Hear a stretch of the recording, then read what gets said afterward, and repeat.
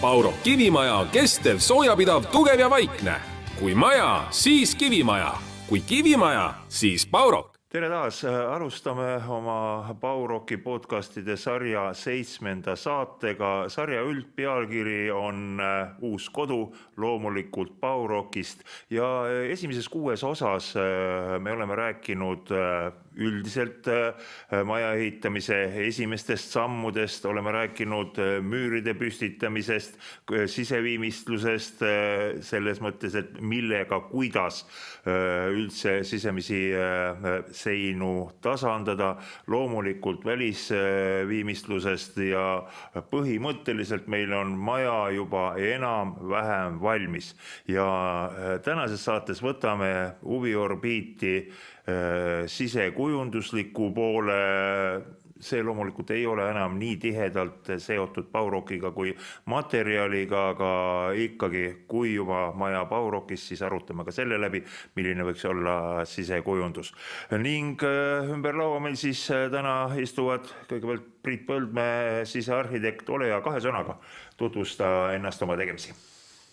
No nii nagu sa ütlesid, et erialaks on sisearhitektuur, töötan oma ettevõttes juba 26. aastat, ja nii pikk on siis ka praktika vastavalt. Mis sinu nii-öelda tööpõllul kõige rohkem on, kas eramajad või suuremad objektid? No ma võib-olla nii ei võrdaks, et suuremad objektid ja eramajad, et ega eramaja on mõned, minu jaoks on ta võib-olla üks keerukamaid asju, mida teha üldse, aga paraku oleme sattunud rohkem tegema, ühiskondlik objekti, et ja neid on siis erineva suurusega, et eramajad on nagu väga väheses osas, aga oleme need ikka niiviisi teinud. Nii, ühe asja saime kohe esimeste lausetega selgiks, meil on täna keerukas teema. Nagu Priit ütles, et eramajad on keerukad objektid. Janar, kinnisvara arendaja. Jah, et meie kontseptsioon on siis piltlikult öeldes võtame põllumaa, ehitame võtmed kätte. Ehk tegelikult me siis kogemust on meil üle 10 aasta. Me ise siis projekteerime, ise kavandame infra, majad, kes nii-öelda lõppkliendile anname võtme kätte, ehk me tegeleme siis nullist lõpuni kõige ise. Ja Erki Kerde, sa oled meie laua taga tihe külaline, aga kõik kuulajad, vaatajad ei ole võib-olla sind näinud. Ole hea. Jämera siis pakub poorbetoonist terviklahendust, et meie päris põllust ei alusta, et meie hakkame pihta kliendi krundi pealt ja pakume talle siis sinna projekti ja ka materjali ja vajadusel leiame ka võtmed kätte lahenduse. Esimene teema, mille ma püstitaksin, on see, et millised on tänapäeval maja tellija või siis ostja ootused sisekujundusele, sisearhitektuurile. Kellest me alustame? Ole hea, Janar. Ja võib-olla see küsimus võib-olla mulle, et eks tänapäeval kliendid ootavad ikkagi suht palju arendajalt, et saaks valmis maja või valmis lahenduse. Muidugi, et klientidest erineb meie nägemuselt, et kas me ehitame kortermaja või me ehitame eramu. Eramu klient on natuke kapriisem, tahab saada rohkem kaasa rääkida. Aga siiski maja, korterit ostetakse ikkagi nii-öelda valge karbina, aga valge karp on tänapäeval definitsioon natuke muutunud, kui vanasti oli sees täitsa tühi, kõik usmed rippusid, ainult võib-olla seal kroofseinas, siis tänapäeval on valge karp meie jaoks tegelikult valmis vannitoad, ehk koht, kindel mööbel on sees. Seda tegelikult ka nõuavad pangad, et pangad ei ole nõus finantseerima sellist poolikut ostu, et kortermaja ridaalamu peab olema sissekolimiseks valmis. Ehk tegelikult see annab ka meile kui arendajale sisendi kliendile pakkuda siis täisteenust, kes võti kätte lahendust. See, et klientidel oleks rohkem valikut, ma olen toonud sisse erinevaid sisekujunduslikke valikuid olevad arendusest, kas siis nagu pakettide näol või siis nüüd viimase kortermaja arendusega siis me anname ette rida nii-öelda sisekujunduslikke valikuid, parketid, plaadid, lambid ja siis ise nii-öelda siis tõmbab klient linnukesid, mis ta siis nagu tahab ja see, mis nii-öelda on tunne kliendi, et ta saab kaasa rääkida nii-öelda, et tal ei anta päris paketti ette ja see on minu arust kasvav trend, et kliendid tahavad rohkem kaasa rääkida. Erki, sinu ehitatavad objektid on nüüd eramajad ja ridaelamud, eks ole? Ja.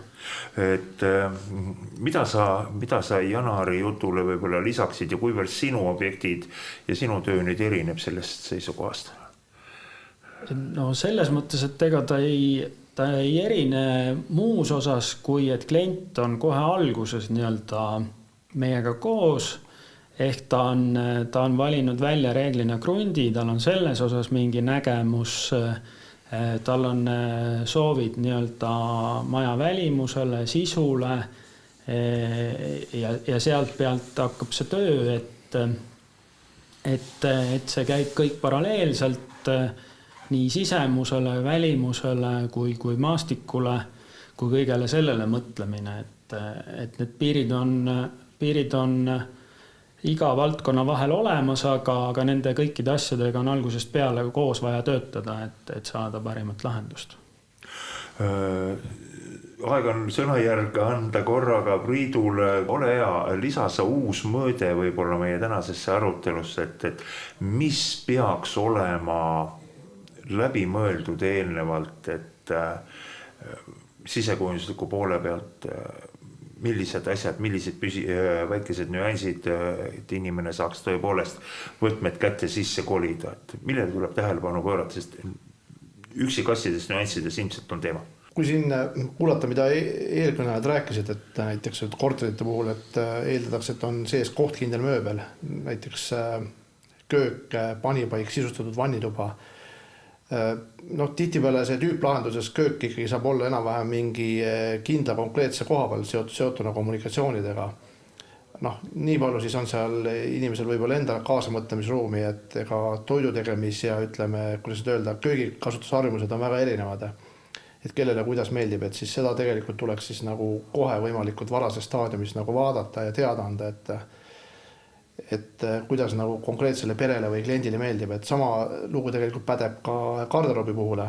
Ja garderoobi sisustus võib olla väga erinev, et näiteks kui on tegemist dirigendiga, kellel on palju võib-olla nii-öelda frakke ja smokingeid ja pintsakuid ja kas sinnani välja, et kui kõrgel on torud ja milline see sisustus parasti seal on, et või midagi iganes, et ma segan kohe korra vahele, kui sa lubad, et võtame selle köögi veel detailsemaks, mida nüüd inimene peaks mõtlema nii kaua, kui on veel võimalik mõelda köögi puhul, kas kraanikaus vasakule, kraanikaus paremale, kuhu täpselt külmkapid või midagi sellest teemas, siin on ju palju teemasid, Mootsala on tulnud kõikvõimalikud kahepoolsed ustega nii-öelda jumbo külmikud, mis on tavapärases sügavamad, siis valamu saab olla 1-2 osaline, ütleme, segitsid saavad olla küll kõriga, küll ilma, küll pikemad ja siis võib olla uus trend, mida ma kuulnud olen, kus kasutada seda koledat sõna nagu trende, mida ma üldiselt välistaksime, on see, et köökidesse pannakse 2 nõudepesumasinat ja selleks on väga, väga lihtne põhjus, et üks peseb ja teises hoiad nõusi, et ei ole vaja sellist asjatut liigutamist, et sa tõstad vahepeal nõudepesumasina tühjaks, et põhimõtteliselt ongi, et üks peseb ja teisest lähevad nõud lauale ja siis täidetakse järgmine ära ja nii edasi. Ühesõnaga kallima võitu nõudekapp? Võib ka nii öelda, aga see on see mugavuse hind, et nagu paljud asjadegagi. Nii, ma heidan nüüd palli jälle siia, Janar, sinu poole. Kuivõrd tuleb üldse kõne alla, kui inimene ostab nüüd arenduses endale kodu, siis nüüd sellised täppisteemad, kas saab kätte vahele panna? Jah, eks me sellega siin tegeleme igapäevaselt, et on kliendi erisoovid, et kui me räägime kohkkindlast mööblist, et mida me siis katsume kaasa müüa, siis tegelikult, et me arendajana nii-öelda oleme katsunud nii pistikuid kui ka igast toruühendusi tegelikult panna igale poole suht topelt. Kliendid saavad valida, kas panevad köögialamu siia või sinna. Ehk me teeme nagu ette investeeringu juba ära, sest me oleme näinud oma kogemust, et varasemalt, et olgu kus kohas ehitusfaas nagu tahes, kui klient ostab omale kodu, siis see on suur investeering, sest ta tahab seda. Ükskõik mis ehitusfaas, ma võin rääkida, et seda enam ei saa, see on juba hilja. Siis me oleme ka siin lõhkunud neid põrandaid ja teinud, et see läheb ikka lõpuks kõigile niivõrd kalliks, et ta on mõttetu. Siis me oleme läinudki seda teed, et kommunikatsioonide valikuid projekteerinud ja ehitanud välja rohkem. Ehk see annab ka kliendile kaasa rääkimise õiguse, et isegi kui arendaja pakub siin kööki, siis alati, kui klient tuleb võimalikult vara meiega tehingusse, siis köögi me anname tema kontakti edasi köögitegijale, siis tegelikult sealt juba teatud kokkulepitud hinna raames, klient suhtleb otse siis köögitegijaga, et siis saavad, ette antud muidugi, et meil on seal need kommunikatsioonid on seal kohas, et nagu nende raames, eks alati klientidel tekib neid imeideid ja mõtteid, et kui me nüüd tõesti siin oleme müünud arendusi juba niimoodi paberi peal maha, et siis võimalik mõnes kohas tulla kaasa ka projekteerimisfaasis, aga me ikkagi oleme läinud teatud raamidesse, et kui sul on arenduse peal 50-100 klienti, siis lõpuks kipub see asi käest minema, et siuke positiivne koduostu emotsioon mingi hetk läheb jändamiseks projektijuhi, objektijuhi ja et see töökäsk jõuaks ka sinna lihtsalt töötegijani on päris pikk protsess, pluss veel pärast ringi projekteerida, tööstusjoonised teha õieti, et me oleme pakkunud mingeid lahendusi, aga mingites piirides et Priit siin andis märku. Just tuli võtsin sõna sabast, et küll ütlesin, et me oleme neid vähe teinud, aga just meenus üks mitte väga vana objekt või omamoodi küll vana, aga rekk ja natuke siuke eksklusiivsem lahendus, kus me põhimõtteliselt projekteerisime köögivõimaluse, et ühe suure ruumi täiesti erinevatesse nurkadesse, mis tähendab seda, et esimeses faasis on ta küll ühte kohta välja ehitatud, aga on olemas ka kinni plommitud kanalisatsioonitoru ja veetorustikuga koht hoopis teises kohas, mis annaks sellele konkreetsele spetsiifilisele elupinnale nagu sellise multifunktsionaalsuse seda mitut moodi kasutada. Et siin tulebki meeles pidada seda, et kui elektrit ja vett on põhimõtteliselt ja teoreetiliselt võimalik kuhu iganes viia, kuna veel on taga surve ja elektri kaabel on küllaltki peenike, aga kõige probleemsem alati selliste väga suurte ümbertõstmiste kohal on kanalisatsioone. Et kui on näiteks mõeldud köögisaar ja seal valamu, siis kanalisatsioonitoru peab seal kuskil olema. Sest kõik need järgmised lahendused, ülepumpamistega, üldjuhul ikkagi selliste korterite ja asjade puhul ei tule kõne alla. Aga oleme teinud nii-öelda sellise valmiduse, et köök saab olla ühe pinna väga erinevates kohtades ja need lahendused on väga erinevad. Aga see on jälle erijuhtum natukene. Või seda sama konkreetset tööd meenutades, kuidas paigutada võimaliku köögisaart või nii-öelda abipinda, et selleks, et seda korrektselt põrandasse ankuradada, ei tohi selle koha peal olla kindlasti põrandakütet. Et kõik need lahendused, et me mõõdame selle kuidagi üles ja pärast üritame selle kinnitusega mitte sinna pihta saada, siis ei ole väga usku sellesse, et kindlam on see, kui mingil alal seda lihtsalt ei ole. Aga see on juba hoopis järgmine küsimus. Erki, te ilmselt annate natukene suuremad võimalused tellijale, sellepärast, et sisuliselt on ju tegemist eramajaga. Ei, võimalused on selles mõttes piiritud, et lihtsalt on küsimus tihtipeale selles, et klient ei jõua alati oma mõttega järgi selles mõttes selle planeerimisega, et kui alguses pannakse paika maja üldine ilme, ruumide asukohad, et siis heal juhul tellija on oma mõttega ka nii-öelda võib-olla krundi juures ja üldiste asukohtade juures, aga spetsiifilised soovid nagu näiteks külmkapi tüüp ja see, kas külmkapp vajab 750 mm sügavust või 600 sügavust, et see tundub väga kauge veel nii-öelda, et inimene oma nii-öelda mõtte järgi hakkaks selle peale mõtlema siis, kui ta läheb ostma seda külmkappi, aga tegelikult oleks vaja see ikkagi nii-öelda juba siis, kui eskiisprojekt hakkab nagu nii-öelda valmis saama üle vaadata, sest akende asukohad on ka sisekujundusega seotud, et kapi sügavused, külmkapi sügavused, kõik sellised asjad, et see kõik omavahel peab olema nii-öelda paigas, et saada seda ideaalset tulemust, et mida varem kõikidele nendele asjadele keskenduda, seda parema tulemuse saab ja seda rohkem rahulolevana klient ennast pärast seal majas tunneb. Kui ma teen nüüd ühe vahejärelduse sellest, mida te olete öelnud, siis tundub nii, et kui inimene on otsustanud endale tellida eramaja, puhtalt oma maja ja kas ta on siis tüüpprojekt kohandatud või päris nii-öelda uus projekt, originaalprojekt, siis on temal võimalused hoopis suuremad ja oleks soovitav, et kas siis sisearhitekti või sisekujundaja ta kaasab juba üldprojekteerimise käigus meeskonda. Ja mida varem, seda parem, et see võiks olla nii-öelda eskiisiga võiks olla esimene käik nii-öelda sisekujundaja juurde, et enne seda, kui hakatakse üldse eelprojektigi veel tegema.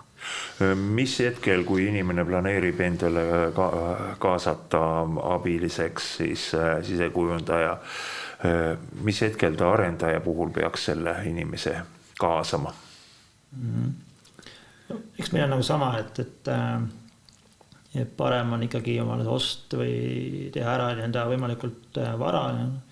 Aga kui me veel siin kas siis projekteerime või siis ehitame vundamente, siis saab midagi kaasa rääkida, aga nagu ma rääkisin, et meie puhul nii-öelda päris erilahendusega ei saa arvestada, et see läheb meie jaoks liiga juba keeruliseks ja tegelikult ka ringi projekteerimine ja kõik see läheb kliendi jaoks kalliks, et siis juba me soovitanud ka, kui ikkagi tahad nii erilahendus, siis pigem on odavam tõesti krunt osta ja hakata oma maja ehitama.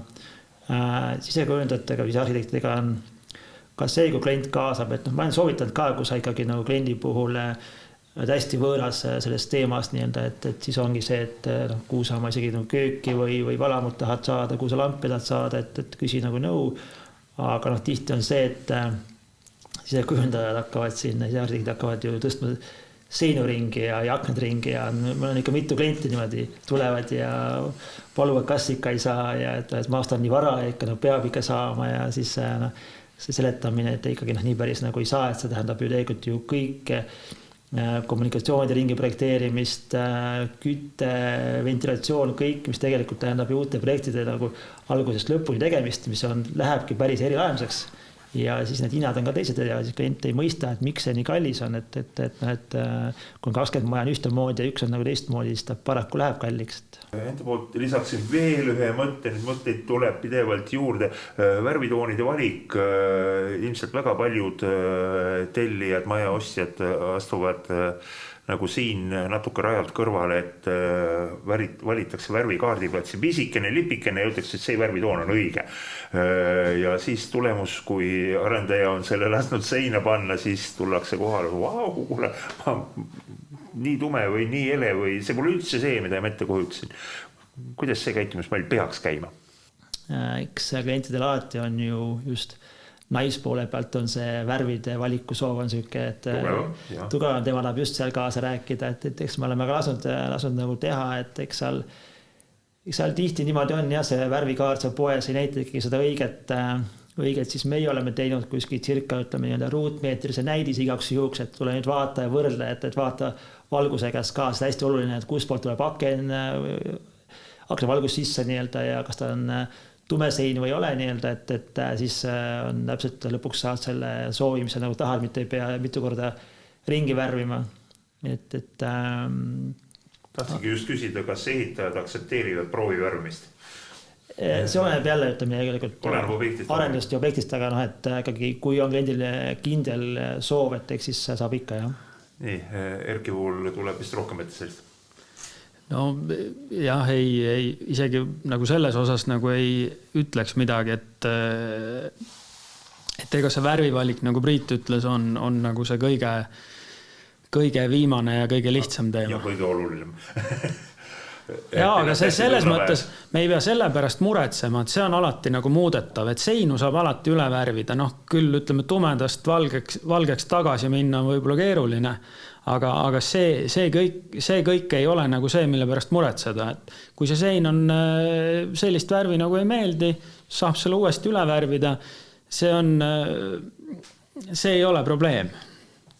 Seda saab kõike muuta. Parketiga on juba keerulisem. Kui see on betooni külge liimitud, siis selle muutmine on juba keerulisem. Et sellised põhimaterjalid võiksid olla ikkagi ajas püsivad ja funktsionaalsed.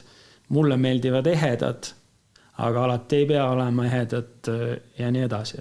Üks selline huvitav asi on see, et sõltuvalt inimesest mõni ei mõtle tõepoolest võib-olla külmkapi sügavusele ja asukohale, vaid esimene teema on, mis värvi tulevad seinad ja tapeedid ja kardinad. Et see ilmselt projekteerimisfaasi neid ei mõjuta.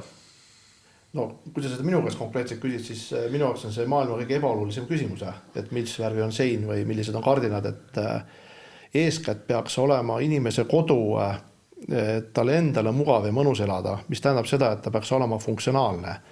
Et kõigepealt võiks alustada ikkagi sellest, et kuidas nagu mingi teatud liikumine või asi nagu meeldib. Et eriti kui me räägime korteritest, eks ole, tubasid võib ka erinevat moodi jagada. Et loomulikult, kui vaadata seda arendaja tüüpmudelit, selgus huvides on nad sinna igale poole kui voodid ja asjad sisse, et joonestanud, et see lahendus on tegelikult nagu olemas. Et siin võib-olla eelkõnelejat juttu nagu kokkuvõttes, siis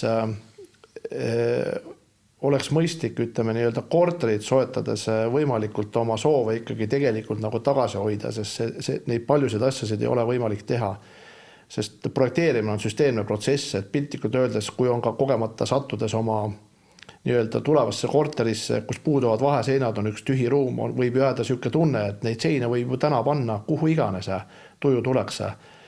Aga siis kipub see meelest minema või täpsemalt öeldes ei pöörata sellele tähelepanu, et näiteks põrandakütte puhul sõltuvalt olukorradest on see juba tubade jaotusega arvestab, et see sein ikkagi peab tulema sinna, kuhu ta projektis mõeldud on. Ja see, et seda sinna ehitatakse võib-olla alles 6 aja pärast, see sel hetkel ei tähenda midagi, et neid asju tegelikult väga ikka jooksu pealt ümber teha ei saa, et sellisel juhul, kui on ikka juba sellised radikaalsemad soovid, siis on see erilahendusega või juba elamu on nagu mugavam, kui tahta ikka nii väga enda asjade järgi kohendada. Tegelikult, kui hakata neid eskiise vaatama, siis reeglina on sinna selle mõõtkava tajumiseks joonistatud sisse mingid sümbolid, mis siis kujutavad diivaneid, kappe, riiuleid.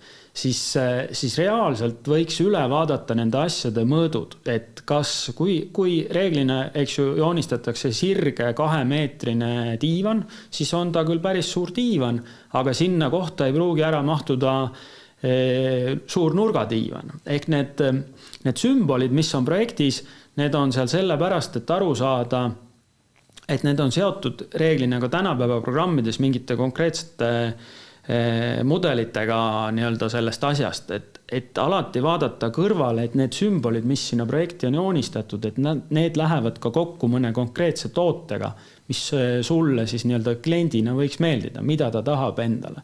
Ka külmkapp, eks ju, et kui ta on 600 külmkapp, siis milline ta välja näeb, integreeritav või mitte, või kui ta on 2 uksega külmkapp, siis mis on tema sügavus ja laius. Et need asjad võimalikult vara üritada enda jaoks ka üle vaadata, ehk siis saab kõiki neid asju ka pärast sinna koju võimaldada, mis on olnud ettekujutuses kunagi või unistuses. Kuidas sina, Priit, soovitaksid, et kas kui on plaan osta konkreetset maja, kas ta on siis kortermaja, ridamaja, arendajatoode või on ta eritellimusmaja, eriprojektimaja, et teha sellised paberist välja lõigatud ruudukesed, rombikesed ja hakata nendega siis libistama mööda projekti? Kui see täitsa huvitav küsimus, et see oleks nagu käinud nagu meie juures koolitusel, et meil on küll meie enda praktikast on olnud ette tulnud selline juhtum, et see küll nüüd ei olnud kodu, aga kus me kliendile printisime välja 2 eksemplari projekti ja ühest ta lõikas need sisustuselemendid välja, ütle veel kord, see on kodu. ja siis ta liimis need enda mõtte järgi kokku sellele nii-öelda plaanile või tühjale plaanile, mille me printisime välja nii-öelda ilma sisustuseta. Et see on tegelikult väga hea mõte ja siis on näha, et selle eeldus on see, et on mõõtkavas need asjad omavahel, et see on esimene asi ja jah, see on väga soovitus tegelikult. Liimipulk ja käärid ja põhimõtteliselt sellise tasapinalise nukumaa tegemine, et mida paremat sa ikka oskad soovitada. Eksisteerib üks nii-öelda võlusõna veel võib-olla, millest väga palju räägitakse, see on see nuti ehk siis moodne maja, mille seadmed alati ei pruugi meil üldse vajada nüüd juhtme otsa. Et kõik käib nii-öelda õhu kaudu. No, tegelikult ikkagi see nutilahendus, mis on kompleksne, on ikkagi tänapäeval veel suhteliselt eksklusiivne ja kallis ja see vajab, ilmselt see kohe on muutumas, vajab selliseid suuremaid kaabeldustöid, see vajab umbes 4 korda, 5 korda suuremat elektrikilpi ja see vajab ka väga palju nii-öelda kaasamõtlemist, et sellest üldse mingit kasu oleks, et pigem on seda vähem kui rohkem nii-öelda, et mingil hetkel juhtub jah tõesti see, et üle õhu saab kõike seal asukohas juhtida, aga see ei ole veel nii massidesse ja nii lihtsaks ja odavaks läinud, et see nii-öelda igapäevane teema oleks, et see on ilmselt tulevik alles. Huvitav küll, et mille pärast ta siis, kas ta on kallis, miks ta ei ole massidesse jõudnud, kui mu mälumind ei peta, siis ma isegi üle 10 aasta tagasi esimest korda puutusin kokku, tolle oli nimetatud teda veel nutimajaks, aga ta oli tõepoolest selline ühtse keskusega maja ning see pult või lüliti kapp oli muljet avaldavalt suur ja arvutiga oli võimalik üle projekteerida või ringi projekteerida, mida see lüliti nüüd parasjagu lülitab umbes nii, et õhtul kella 6 ta oli õues ukse kell, peale seda muutus elutoa valgusti lülitiks ja ma ei tea veel mida moodi edasi, et tundus nagu hakka ja värkalood. Mina olen ühe sellise maja nii-öelda projektijuhina ehitanud nüüd juba võib-olla 6-7 aastat tagasi ja seal oli selline situatsioon, et maja oli juba peaaegu sissekolimiseks valmis, kõik valgustid olid paigaldatud, lülitid olid olemas ja selleks, et mitte vedada pikendusjuhtmetega igasuguseid kohtkindlaid prožektoreid, see oli veel see aeg, kui prožektor nii-öelda akutoitel väga levinud ei olnud. Ütlesin elektrikule, et tahaks nagu valgust saada, et lülid töötaks ja et lambid on ju paigas, et miks ei saa. Ei, see ei ole võimalik, et me kirjutame praegu seda programmi, et kuidas see kõik tööle hakkab. Et aga pange mingi nii-öelda standardne versioon peale. Mis te nalja teete, see on ju kõik ikkagi kliendile custom made asi, et mingeid standardseid versioone ei ole. Ja siis andis mulle nimekirja kätte, kus siis oli seal 150 nimetust ja juhatas mu elektrikapi juurde ja ütles, et näed, et nüüd vaata siit seda numbrit ja elektrikapis on need samad numbrid ja vajuta sealt, et siis läheb see lamp tööle. Aga jumala eest, et sa siin kõrval seda ei vajuta, et välimised lambid on veel ühendamata, et siis sa lased need kontrollerid nii-öelda lühisesse ja iga üks maksab 200 eurot. Saime küll õigetele pihta ja saime valguse ka majja ja pärast sai sinna ka programm peale, aga see päris nagu nii lihtne ei ole. Lihtne on jah see, et sa ostad ühe pirni, mida sa saad soklisse keerata ja siis äpist juhtida, aga selline terviklik süsteem, millest ka nii-öelda midagi kasu oleks, on ikkagi natukene liiga keerukas, et seda igale inimesele pakkuda, et see peab olema ka niisugune fanaatiline nii-öelda asjaarmastaja, kes sellise süsteemi nii-öelda endale koju tellib.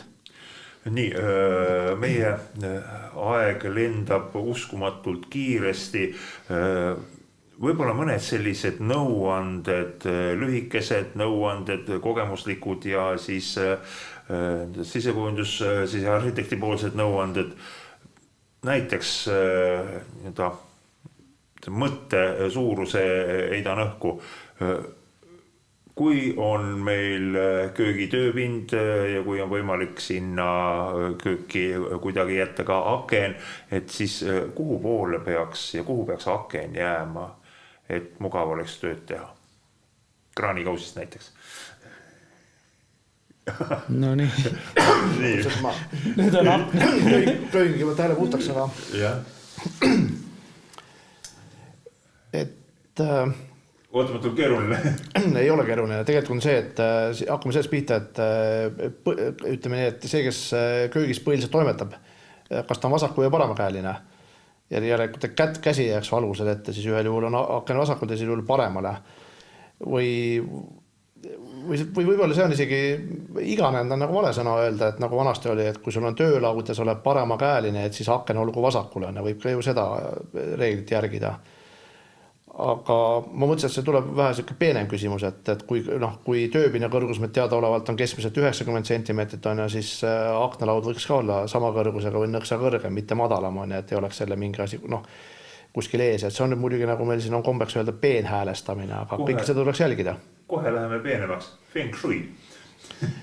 Feng Shui on ju, kuidas ma olen alati öelnud, et see on sellise mõistliku ja loomuliku elamise põhimõtted, et ma nagu ei välistaks seda, et seal on ju, igalt poolt võib võtta natukene, et kui võib-olla nüüd hakata paaniliselt kõike nüüd Feng Shui järgi sättima, siis jõuame me tõesti, ütleme, maja asukoha nii krundil ja ilma kaarteni välja, mida ütleme selle sisustamise faasis on teha ei ole võimalik, et siis tuleks ikkagi krunt ja veejooned ja kõik pendliga hakata ikkagi sealt otsast pihta ja siis selle järgi kõike sättima, kui on see põhimõte ja seda antud juhul isegi ilma igasuguse nalja irooniata, et siis tuleb kõigepealt krundi paiknemine emakesel maale, veejooned, siis see maja asukoht veejoonte suhtes, maja enda projekt, ruumide paigutus, aga see on ikkagi siis juba erilahendusega eramu teema, ma kujutan ette. Need on voodi asukohad ja kõik, eks ole, need tulevad sinna juurde. Üks asi, millest me korra ma nüüd puudutasin praegu akent ja just Priit laiendas selle hästi töötsooni või tööpindade, kas siis köögis või kabinetis. Ka vannitoas. Ja vannitoas. Ka hambapesul on tähtis siis. Ütleme niiviisi, et erinevalt sinust ja minust on ja näevad daamid vannitoas nagu rohkem vaeva hommikuti, et ja siis on ka oluline hea valgus ja kõik, et oleks tore ja mõnus. Aga mis puudutab akendesse nüüd natukene suuremas plaanis, ilmselt Jana sinu poole pilku pöörata heakut ei tasugi, sellepärast et arendustes, nii nagu arhitektuur on, nii aknad paika pannakse, aga mida sa ütled nüüd enda seisukoha pealt, millised peaksid need aknad olema majal, kas jätame kaks lahtrit, kas avatavad või mitte avatavad? No see on selles mõttes küsimus nii mugavusele kui välimusele, ligipääsetavus, pestavus, selliseid asju seal mõelda võib. Kinnine aken tihti peale annab suurema valgusava ja on soodsam. Avatav aken võtab natuke rohkem raami võrra valguspinda ära.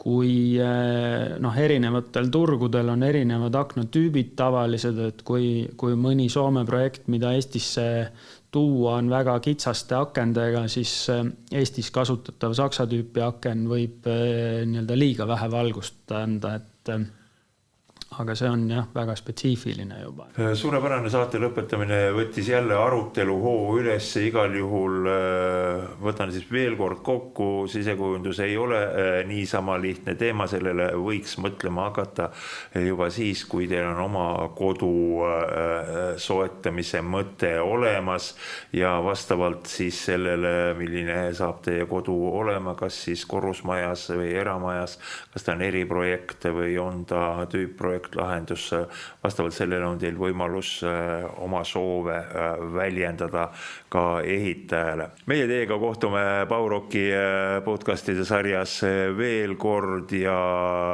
viimases saates on meie külalised siis inimesed, kellel on Baurockist ehitatud kodu endal päris olemas ja nad räägivad enda kogemusest. Paurok kivimaja, kestev, soojapidav, tugev ja vaikne. Kui maja, siis kivimaja. Kui kivimaja, siis Paurok.